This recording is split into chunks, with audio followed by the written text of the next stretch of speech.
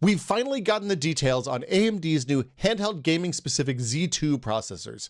We're excited about the Z2 because its predecessor, the Z1, powered many of our favorite PC gaming handhelds, with the notable exception of the Steam Deck, which used a custom processor that AMD designed for Valve and predates the Z1.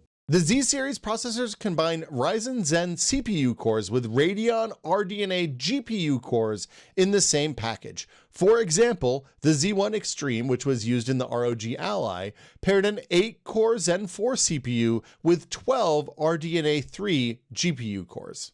The new Z2 is launching in 3 flavors: the Z2 Extreme, the Z2, and the Z2 Go.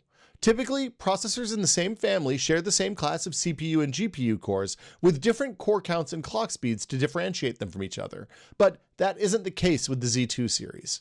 What does that mean? Well, it's tough to say without benchmarking, but typically the more advanced CPU and GPU cores are more capable and consume less power than older tech. For a handheld, that means that the newer chips could have better battery life, more capabilities, or run at higher frame rates or resolutions than older chips. So how does the Z2 line break down? Well, the Z2 Extreme is a straight upgrade from the Z1 Extreme processor. It launches with 16 RDNA 3.5 graphics cores and the same CPU structure as the Ryzen AI 300 CPUs that shipped in laptops last summer. That's 3 high-performance Zen 5 cores paired with 5 efficiency-optimized Zen 5C cores.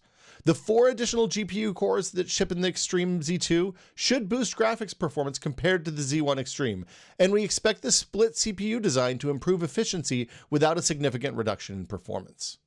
The Ryzen Z2 looks like a new revision of essentially the same chip that was previously called the Z1 Extreme.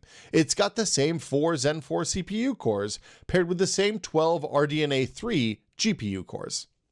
And even though the Ryzen Z2 Go is at the bottom of the new stack and it has yet another mix of even older CPU and GPU cores, we expect it to significantly outperform Z1 vanilla setups because of the massive increase in the number of GPU cores.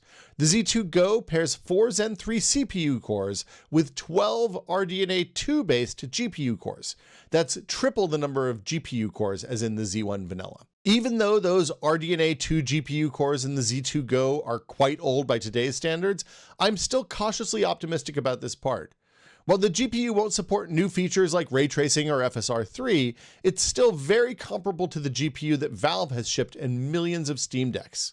I think that makes it a safe buy, at least until Valve ships a Steam Deck successor.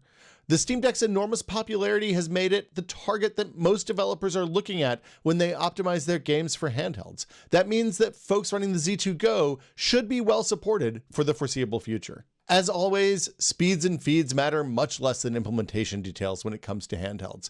Whether the new Z2 APUs make for better or worse handhelds than existing APUs will depend on the screens, batteries, cooling, controls, and everything else that the manufacturers pair them with.